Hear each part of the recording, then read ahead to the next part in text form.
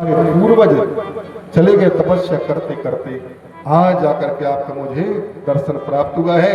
आप आइए और आकर के हमारे पूर्वजों का उद्धार करिए। माँ गंगा ने कहा कि देखो मैं कैसे आऊंगी, मैं ऊपर से आऊंगी और पृथ्वी का भेदन करके रसतल के लिए चली जाऊंगी। मेरे वेग को भगवान शंकर धारण करें। भागीरथ ने भगवान शंकर की आराधना की है। भगवान शंकर प्रकट होते हैं और भागीरथ से कहा ब्रह्म मांगो तुम्हें क्या चाहिए। कहा गंगा माँ के वेग को धारण करेंगे। भागीरथ जी महाराज ने गंगा माँ को पुकारा। वही गंगा माँ कौन सी, जो विधाता ब्रह्मा ने, जो पावन भगवान ने भी कथा सुन रहे थे, विराट रूप धारण किए, उनके चरणों को धोआ है। वही विधाता ब्रह्मा ने अपने कमंडल से जल को छोड़ते हैं। गौमुख आदि से आदि भगवान शंकर की जटाओं में आती हैं। भगवान शंकर की समाधि लग गई। भागीरथ ने प्रार्थना की तो भगवान शंकर ने एक जटा को नचो दिया, जिससे गंगा माँ की विशाल धारा बहने लगी। गंगा माँ की विशाल धारा कलकल बहती, गंगा माँ की विशाल धारा बह रही है। आगे आगे भागीरथ जी, पीछे पीछे गंगा माँ आ रही है।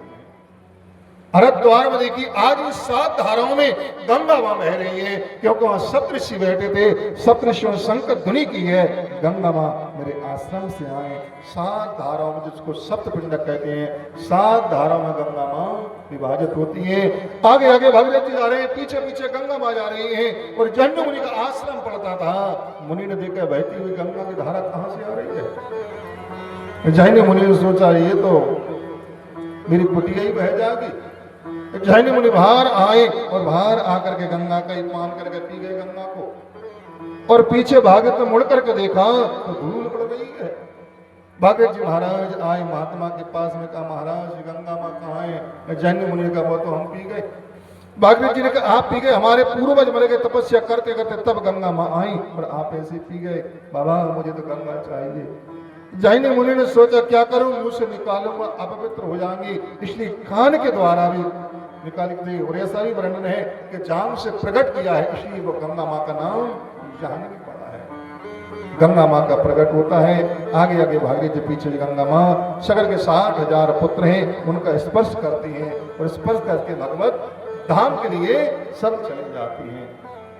और बाद में इन्हीं के वंश में आगे चलकर बड़े बड़े प्रताप राजा हुए। खटवांग दीर्घबाहु महाराज। अब समय के अनुसार दशरथ जी का प्रादुर्भाव होता है। दशरथ जी के यहाँ पर 4 पुत्र। अच्छा एक काम को राम कथा है। अब राम कथा तो 7 दिन में 9 दिन में पूरी नहीं हो पाती।